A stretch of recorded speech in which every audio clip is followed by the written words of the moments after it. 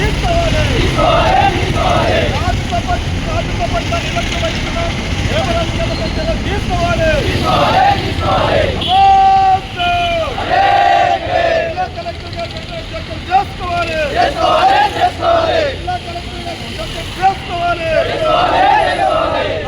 ధర్నాలో పాల్గొంటున్న మన సిఐటి జిల్లా అధ్యక్షులు, జిల్లా కార్యదర్శి సాయిలు, జిల్లా ఆఫీస్ బేరర్స్ రవీను, యాదగిరి. ఈ ధర్నాలో పాల్గొంటున్న వివిధ యూనియన్ల నుండి కూడా అందరికీ ముందుగా నమస్కారాలు. కామ్రేడ్స్, పాశమైలారం పారిశ్రామిక ప్రాంతంలోని బిస్లరీ ఇంటర్నేషనల్ పరిశ్రమలో యూనియన్ పెట్టుకున్నందుకు యూనియన్ జనరల్ సెక్రటరీతో పాటు 5 మంది కార్మికుల్ని నిర్దాక్షిణంగా కక్షగట్టి వాళ్ళని తొలగించినటువంటి పరిస్థితి ఉంది.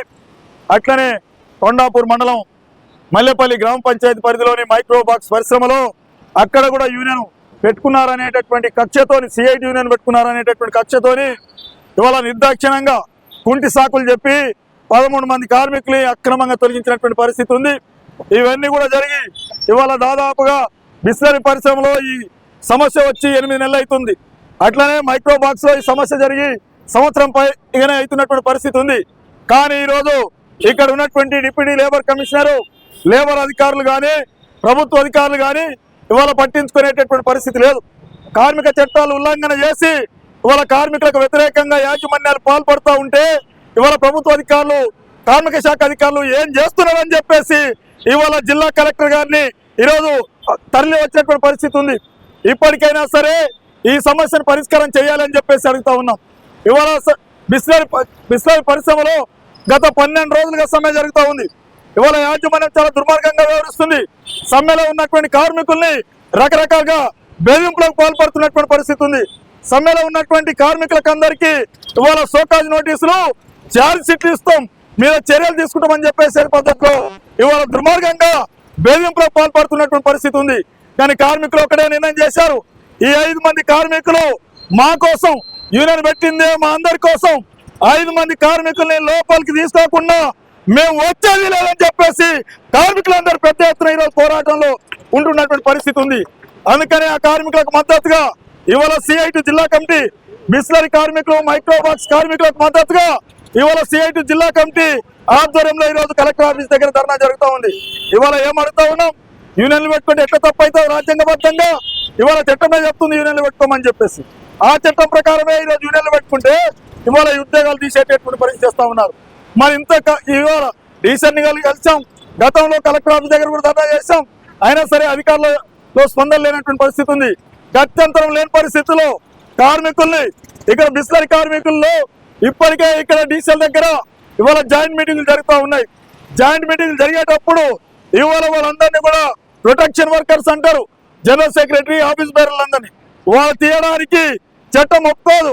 అయినా సరే యాజమాన్యం చట్టాల పట్ల గౌరవం లేదు, ఈ రోజు రాజ్యాంగం పట్ల గౌరవం లేదు.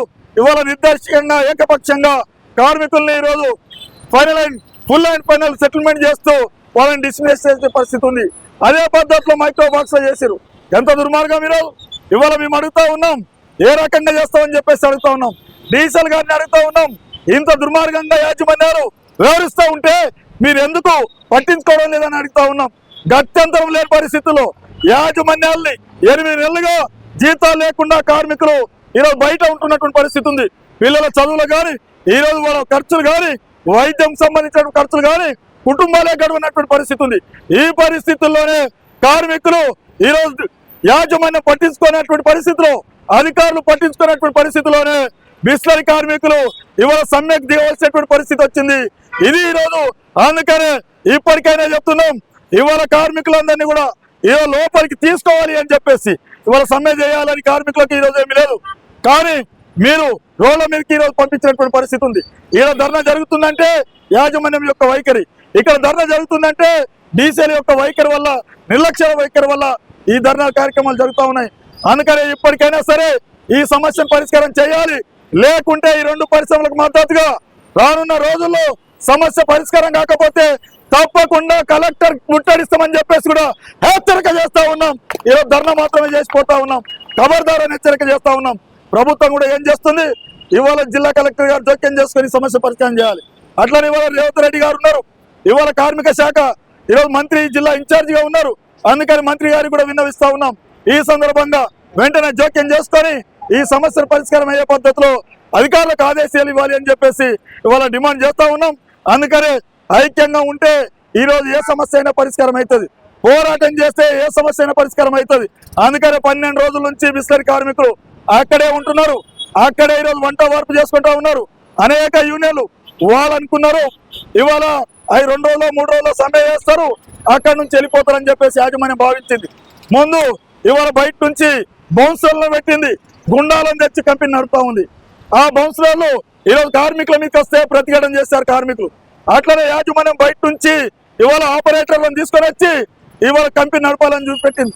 కానీ ఆ ఆపరేటర్లు కూడా వాళ్ళందరినీ కూడా వినవించి మా పొట్టాలు కొట్టొద్దని చెప్పేసే పద్ధతిలో వాళ్ళకి చెప్తే మేము రాము కార్మికుల పొట్టాలు కొట్టమని చెప్పేసి వాళ్ళు కూడా వెళ్ళిపోయినటువంటి పరిస్థితి ఉంది. 100% ఈరోజు సమ్మె జరుగుతూ ఉంది. అందుకని బిస్లరీ యాజమాన్యం ఇప్పటికైనా ఆలోచన చేయాలి.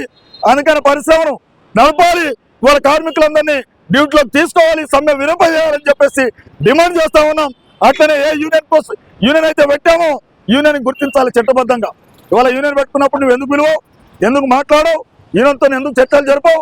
అందుకనే ఈరోజు యూనియన్తో చర్చలు జరిపి ఇవాళ కార్మికులు ఎదుర్కొంటున్నటువంటి సమస్యలన్నీ కూడా పరిష్కారం చేయాలి అని చెప్పేసి డిమాండ్ చేస్తున్నాం.